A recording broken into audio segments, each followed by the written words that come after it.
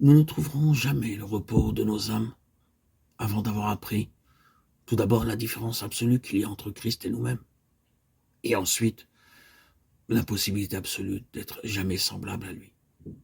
Parce que nous pouvons découvrir en nous-mêmes par ce que nous pouvons produire ou accomplir par nous-mêmes. Ce n'est pas en nous. Ce ne sera jamais parce que nous sommes en nous-mêmes. Il faut donc mieux désespérer de nous-mêmes, une fois pour toutes. Ces deux choses sont fondamentales. Fondamentales. Cependant, le Saint-Esprit commencera ensuite à nous montrer comment son œuvre s'accomplit en nous. Nous ne nous arrêterons pas sur cela maintenant, mais plutôt sur le fait que le Saint-Esprit ne peut pas agir en nous avant que ces bases fondamentales ne soient acceptées. Car Dieu est très jaloux pour son Fils. Son Fils a traversé l'épreuve du feu à cet égard. Il a pris la forme d'un homme et il a accepté la vie de dépendance.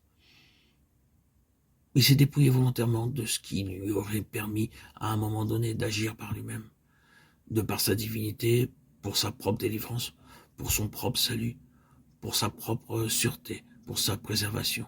S'étant dépouillé de ce droit, il a dit « J'abandonne tous mes droits et mes prérogatives et les pouvoirs de ma divinité pour ce temps présent, et j'accepte la position de l'homme et sa dépendance absolue à l'égard de Dieu. » Mon Père, j'affronterai sur ce niveau humain tout ce que l'homme a jamais eu à affronter. Cela ne signifie pas qu'il se fût dépouillé de sa divinité, mais des droits de sa divinité pour ce temps présent. Oui, il affronta tout, dans tous les domaines, sous une forme et une force concentrées, et en tant qu'homme, et sans une seule défaillance. Il triompha pour l'homme.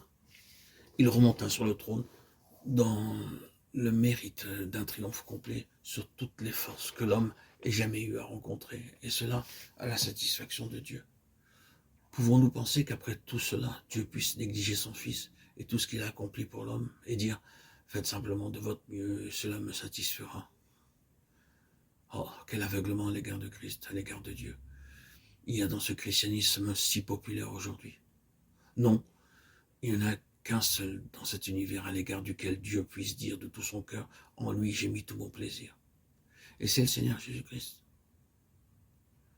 Si jamais vous et moi, nous devons arriver à cette faveur, mes bien-aimés, ce sera en Jésus-Christ. Et non point en nous-mêmes.